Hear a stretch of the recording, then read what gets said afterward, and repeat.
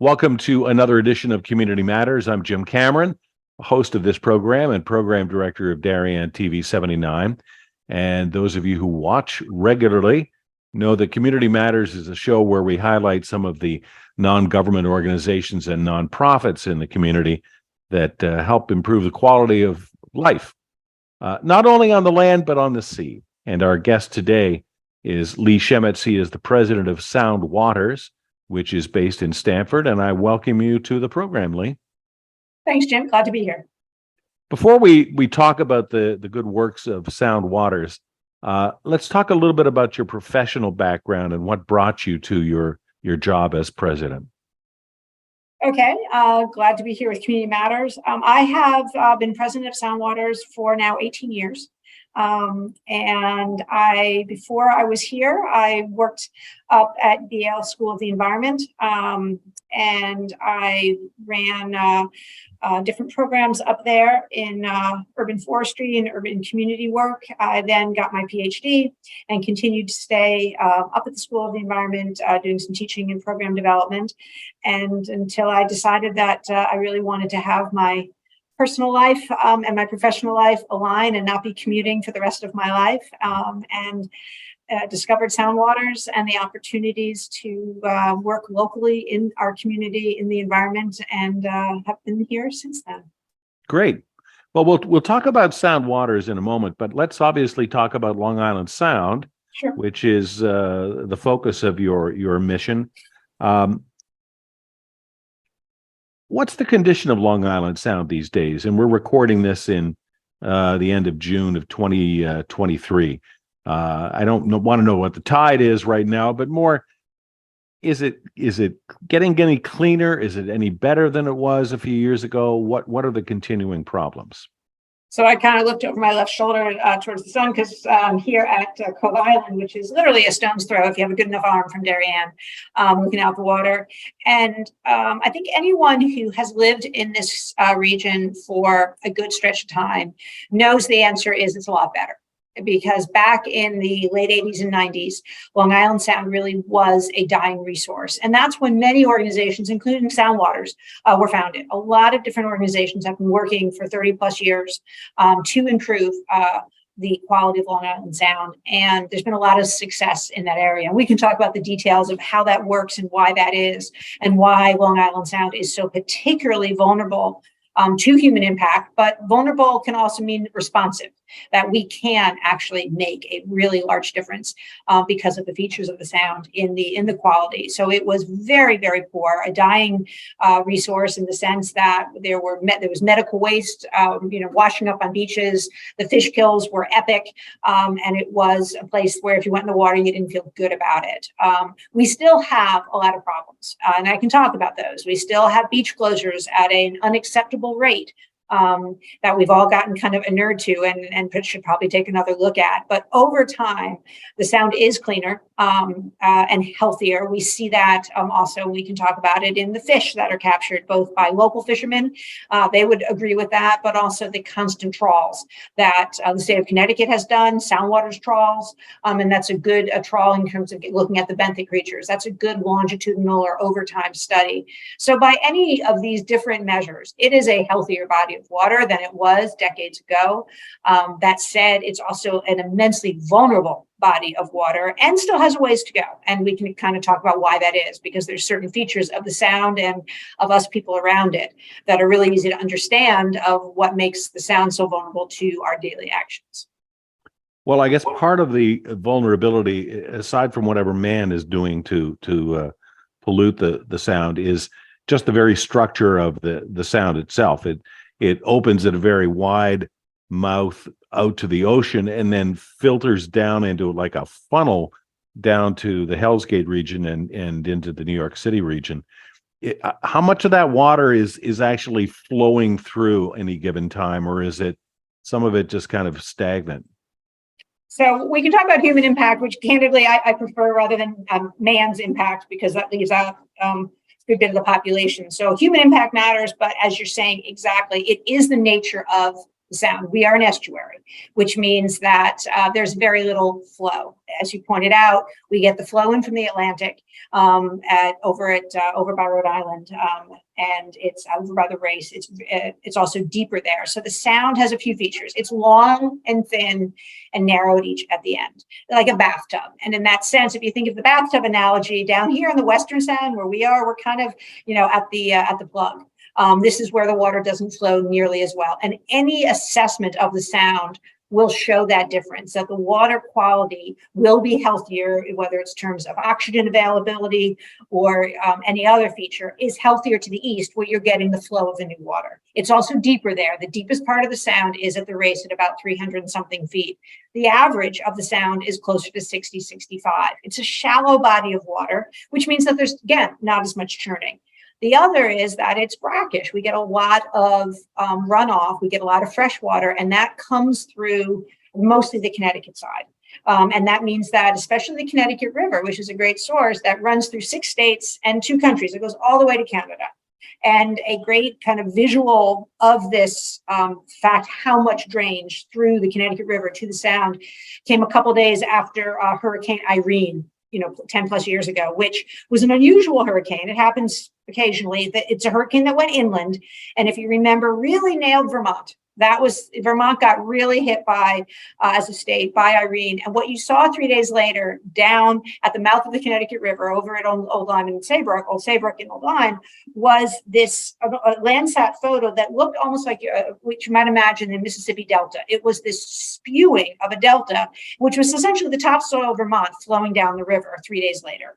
And that was a good image of what's happening on a smaller scale every single day. The daily actions, whether it's the farmers, whether it's the cities, whether it's the suburbanites, and all that people do to their lawns, flows in not just the Connecticut. There's the Housatonic. There's the I don't know what we call it in Connecticut, the Thames, and also all the smaller rivers. And then over in Long Island, all of their daily actions are flowing, seeping more into the Sound because it's a very porous soil over in Long Island. It's a glacial moraine. And so everything that they do, and Long Island has very poor water quality dynamics. They don't have very many sewers. There's a lot of leakage. So between Long Island and then everything flowing through Connecticut, we get all of this flow into a very shallow body of water that doesn't turn over very often. So as you're saying, literally the geography predetermines quite a lot. And so there's probably always going to be some level of low oxygen, of hypoxic conditions in the Western Sound at the end of the summer, just because of our flow, because of water temperatures. The question is, how can we really limit that? And there's studies that Connecticut, DEP has been doing studies of hypoxia for the last 30 years. So we can track how that's changing overall, how it's changing geographically, and then how it's changing by month. So, looking at hypoxic low oxygen conditions in January is very different than looking at it in August. So all those factors play in, but it's the shape and shallowness and flow that means that, exactly as you said, we are a product of our geography as much as everything else. And hypoxia is the depletion of oxygen in the water, right? It is. And some of that is caused by runoff from us and what we're putting on our lawns. Is that accurate? Right, because what happens, hypoxia is it's the end of a few different processes. But essentially, when algae grows, algae is a plant, and when it grows, it's when it then stops growing and decomposes that it's the decomposition. If we all go back to like high school biology, it's the decomposition that sucks the oxygen out. And what happens with it's also the sewage. It's all the extra nutrients fuel the growth of algae.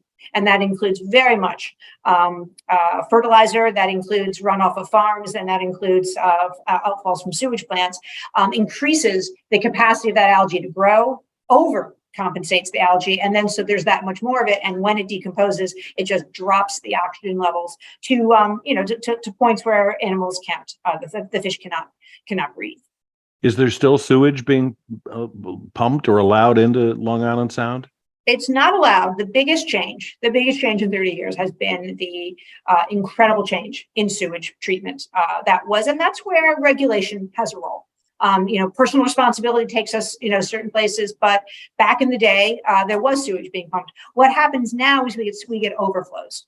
And that's a relic of a factor that goes back really to the 19th century and early 20th century. Is a lot of the public works systems in our communities were designed for that, the stormwater overflow. So when the storm gets really, really big and it overflows, it goes over to the sewage treatment plant and overflows that. So the only way to fix that is to separate, and people probably heard of this, separating the sewage lines so that we separate those pipes. That is a street by street activity. It is time consuming. It's very expensive. It is happening.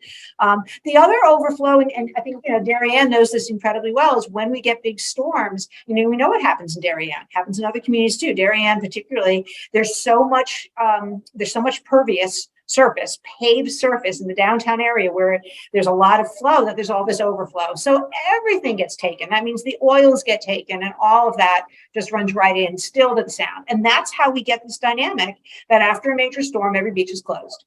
And I've shown you a picture, and it's a classic Connecticut picture of a beautiful sunny day and an empty beach with a sign, pitch that, beach closed today. And we're so used to that we don't realize how absurd and how preventable that still is. But because we have these major rains, and with climate change, we're seeing heavier rains statistically than we have before. And that creates this great flushing. The healthiest the water will be in the Sound in a certain way is the summers we have drought, because it's not a healthy thing for the community, but it means we're not getting this flushing of waste into the Sound. And that also includes marine debris, plastics and debris. We're here at Holly Pond. We also have our other site at the harbor over in Stamford. And so we see the day after a major storm, as anybody who goes to the beach does, just what gets washed up, and it's just being flushed down, all the different sewage pipes and everything else. But, every bit of single-use plastics, cups from Donut Delight and Dunkin' Donuts, and the caps, the straws, all this stuff. It's all stuff that we all recognize. It's ours.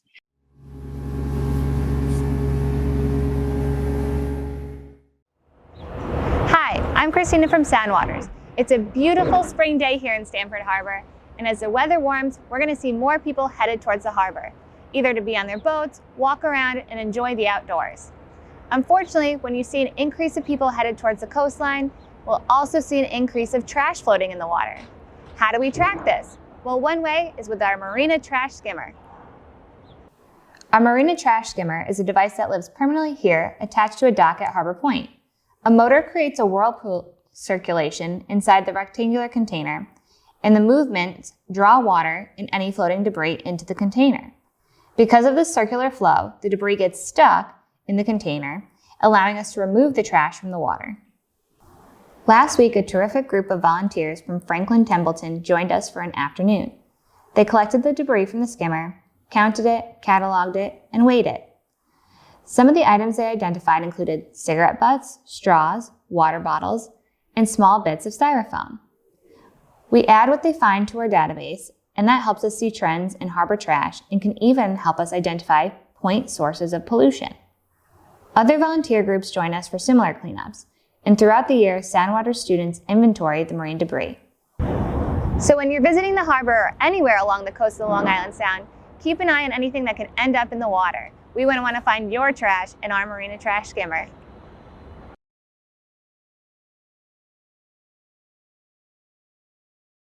A lot of it is not only just litter, but it gets blown out of garbage cans. Then it becomes litter. So all of that happens with storms, and all of that pushes it down to the Sound. Lee Shemitz is our guest today on Community Matters. She is the president of Soundwaters, which is based in Stamford. You say the Sound is getting a little bit cleaner. Let's talk about the wildlife in the Sound. What kind of aquatic beasts are down there, and are we seeing any progress by their increasing numbers as an indicator of the Sound's health? So one way that we see an indicator of health, and the fish are fisher folks out there will really know this is in the larger fish, because that means that they're up higher in the food web. And so we see that. We're seeing actually dolphins in the Sound. We're seeing large mammals in the Sound. They're seeing whales off of New York Harbor. The fact that these larger animals, these larger fish, these larger species are thriving is in fact people say, does that mean the Sound's better? It does. That is one big indicator. It's a blunt indicator. It's broad. It doesn't mean that we don't have areas of real problems. And one area that we're looking at, and others, is doing water quality testing, in the bays and embayments, because the center of the Sound can have stronger air quality, stronger water quality, but the embayments can be problematic, and as I said, it can be episodic. And so while it's really helpful to look at the big picture, any water quality testing will always look at episodic moments, because if you average things out, you can lose a lot of really important data. So there still are great problems, but there's no question that we're seeing an increase in many species. We're starting to see a shift in species in terms of water quality, water temperature shifts. We are occasionally seeing as the Gulf streams change, we're seeing species that we hadn't seen before at different times. We'll have great flushes of blue crabs. We've seen strange species show up in our nets that we weren't expecting. There's still some questions about the health of some key species. And, one of my favorites is the horseshoe crab, which is a species that we can actually gauge its numbers because it comes out of the water. It's hard to really sometimes gauge the health of marine species because we don't see them. So we test, we do trawls, we do seine netting, we do these things, but of course the horseshoe crabs come up, and so we can do more census studies and see that population has been decreasing, and that's tied to over harvesting. The horseshoe crab is a really well adapted animal that's been on the planet for a very long time. They have several different features on their body that help them to sense what's going on around them. The most important one is that they have 10 eyes. 2 of those eyes are what we call compound eyes. They're very easy to see on the horseshoe crab, and they see kind of like our eyes, but they see more pictures than our eyes do. The other 8 eyes are what we call sensory eyes. They're very similar to the sea star's eyes, where they only really see basic shadows and shapes. The horseshoe crab also has a little pair of appendages that they use to kind of taste the water. That's on the bottom side of the horseshoe crab here, and it makes sure that the water that they're in is okay for them to be in. That's a species that is a really good bellwether. The classic canary in the coal mine is that horseshoe crab is one of the longest living species on planet Earth. As you know, and so looking if we are damaging that species population, that is a really good indicator of elements that we can address. Whether it's controlling the harvesting, one of the controlling how much activity is done on beaches during their nesting seasons. We have lost a lot of beach habitat. We've lost a lot of salt marsh habitat. That there's no question in the state of Connecticut, we've lost a lot of coastal habitat. So there's some very good changes that we're seeing in terms of water quality. There's still a lot of pressures because we are a lot of people living very close to the Sound. There are about 25 million people living within 50 miles of Long Island Sound. We are an urban watershed. It might not always feel it in Darien, but we are an urban watershed. We are highly paved. There's a lot of pervious surface. And so looking at any way that we can, improve locally any of these areas, including changing people's individual habits, whether you mentioned lawn care, putting in less nitrogen, putting in nitrogen when it should go in and not when it shouldn't. Really, as human beings, as Americans, we tend to say, well, if 1 handful's good, 2 handfuls better, not necessarily. So really managing, our space, our yards, the way we travel through the world really affects the Long Island Sound. You go to a high school now, you'll see very few single-use bottles. The younger generation does understand that. And eliminating single-use plastic from our lives is a big game changer. Because once that plastic gets into the Sound, and it's everywhere, Jim, any bottle, you take a sample, and we do a sample anywhere in Long Island Sound, it has plastic. So the big challenge we all have is reducing our impacts on the Sound on a daily basis. That's ultimately how we make the Sound healthier now. So you've mentioned the seafood that's available out of Long Island Sound. Is it safe to eat? Is the seafood on Long Island Sound safe? The really accurate answer is it depends. Mostly, yes. Our oysters are probably the best in the world.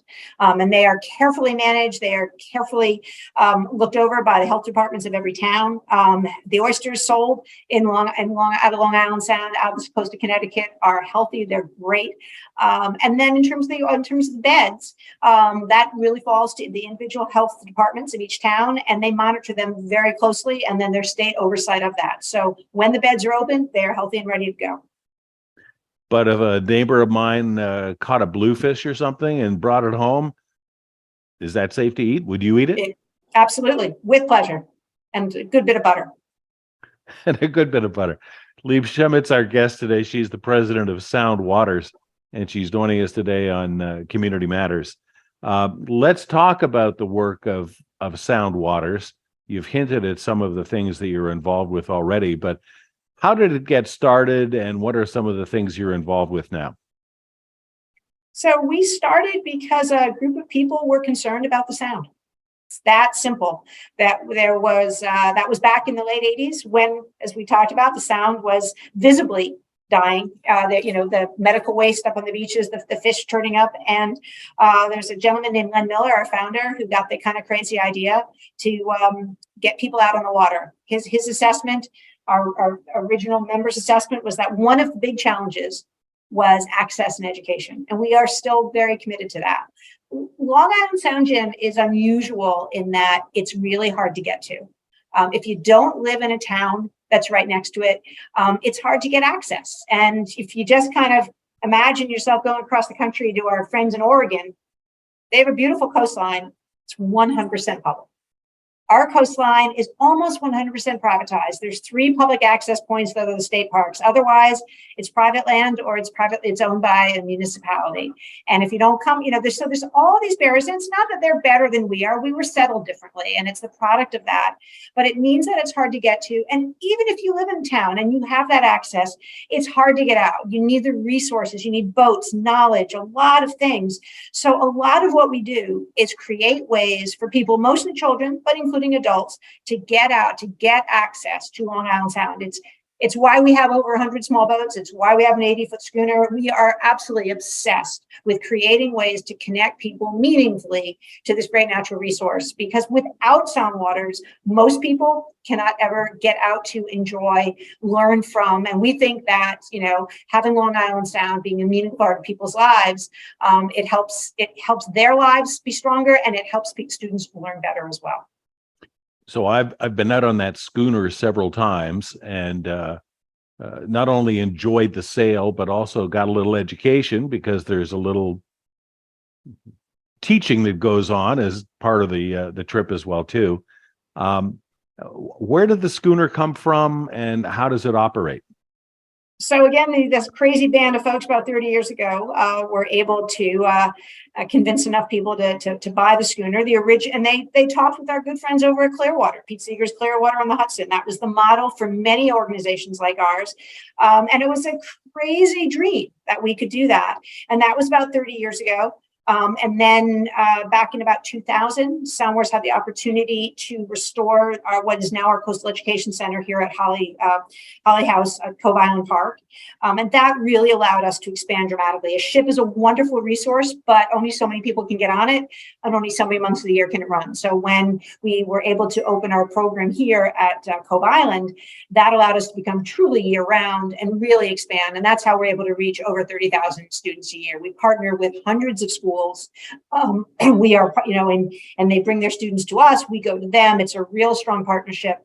And then just this past year, we opened our Harbor Center, which allows us to expand, and as you know, in youth development, in higher level science for really motivated high school students, and also job training in maritime and marine skills. So we started with the ship, and we still have it, and it's beloved, and it's our flagship. And we've also grown as an organization with these different resources to now, as I said, we're working strongly in youth development, in job training, and in climate science education.